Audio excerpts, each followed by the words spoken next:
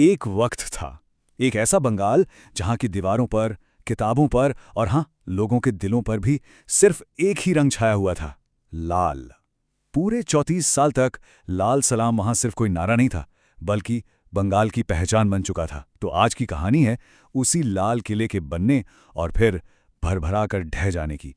और सच कहूं तो यही एक लाइन वामपंथ के उन 34 सालों के सफर का पूरा सार है। एक ऐसी ताकत जो खुद को अपराजय मतलब अनशेकेबल मान बैठी थी, उसका किला आखिर ढहा तो ढहा कैसे? चलिए इसी को समझते हैं। तो कहानी की शुरुआत होती है साल 1977 से। इमरजेंसी के बाद का दौर था, कांग्रेस के खिलाफ पूरे देश में जबरदस्त गुस्सा और बंगाल भी सुलग रहा था। और इसी आग के बीच से एक उम्मीद बनकर उभरे ज्योति बसु। जब लेफ्ट फ्रंट की सरकार बनी ना, तो लोगों को सच में लगा कि वो बंगाल में एक लाल सुबह हुई है। इन 34 सालों के सफर को जरा देखिए। शुरुआत हुई क्रांतिकारी वादों और जमीनी सुधारों से, जिसने उन्हें गरीबों का मसीहा बना दिया, और इसका अंत हुआ सिंगूर नंदीग्राम की गोलियों से, जिसने उनके ताबूत में आखिरी कील ठोक दी। सरकार में आते ही उन्होंने एक मास्टर स्ट्रोक चला, ऑपरेशन बरगा। ये कोई मामूली फैसला नहीं था। इसने रातों रात बंगाल के लाखों भूमिहीन किसानों को उनकी जमीन का मालिक बना दिया था। सोचिए, जो किसान पीढ़ियों से जमींदारों की गुलामी कर रहे थे, उन्हें सम्मान और सुरक्षा मिली। ज्योति बसु अब सिर्फ नेता नहीं, लोगों के लिए भगवान बन चुके थे। और लाल झंडा, भरोसे का दूसरा नाम। लेकिन कहते हैं ना, जब भरोसा अहंकार में बदल जाए तो सत्ता जहर बन जाती है। धीरे धीरे सरकार जनता की नहीं, पार्टी की होती चली गई। पार्टी ऑफिस और सरकारी दफ्तर में कोई फर्क ही नहीं बचा। ऐसा लगने लगा कि बंगाल एक राज्य नहीं, बल्कि पार्टी की कोई जागीर हो। और ये सिस्टम ना हर गली, हर मोहल्ले तक फैल चुका था।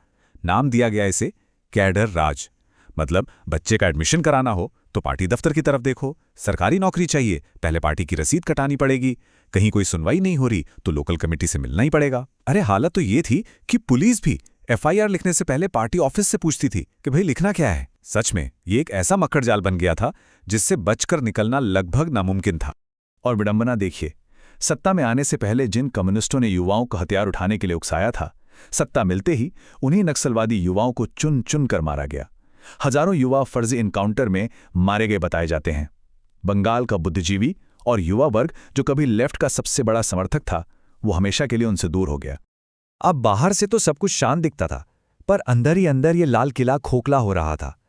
आर्थिक बदहाली और राजनीतिक घमंड की दीमक इसे धीरे धीरे खाए जा रही थी। साल 1996 में एक ऐसा पल आया जिसे खुद ज्योति बसु ने बाद में ऐतिहासिक भूल माना। बंगाल का बेटा देश का प्रधानमंत्री बन सकता था, लेकिन पार्टी की कट्टर विचारधारा आड़े आ गई। दिल्ली की सेंट्रल कमेटी ने मना कर दिया। बंगाल के लोगों ने इसे सिर्फ एक राजनीतिक फैसला नहीं, बल्कि बंगाल के सम्मान पर चोट की तरह देखा। और ये आंकड़ा उस दौर की पूरी कहानी सिर्फ एक नंबर में कह देता है। देखिए, जब देश आजाद हुआ तो भारत के टोटल इंडस्ट्रियल आउटपुट में बंगाल का हिस्सा पता है कितना था? 30%। और 34 साल के लेफ्ट शासन के बाद ये आंकड़ा गिरकर सिर्फ 3% पर आ गया। 30 से सीधा 3। तो हुआ ये कि फैक्ट्रियों में काम की जगह घेराव और हड़ताल होने लगे। इंडस्ट्री बंगाल से भागने लगी, नौकरियां खत्म हो गईं।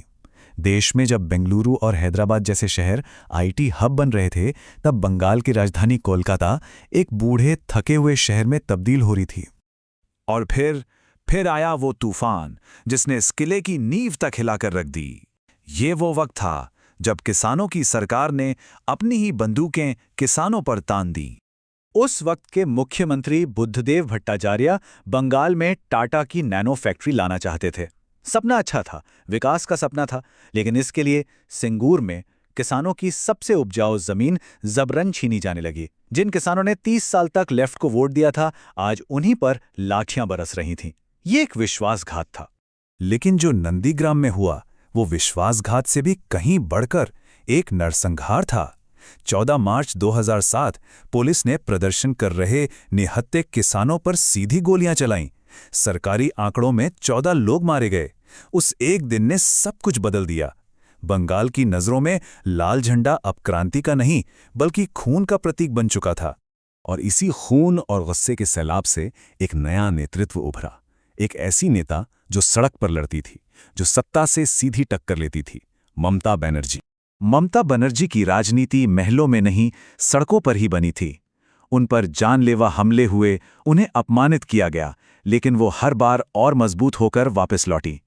सिंगूर के लिए उनकी 26 दिन की भूख हड़ताल ने उन्हें बंगाल की दीदी बना दिया, एक ऐसी लड़ाकू बेटी जो अपनी जमीन के लिए जान भी दे सकती है। और उनका नारा था, माँ माटी मानुष। ये सिर्फ एक नारा नहीं था, ये एक भावना थी।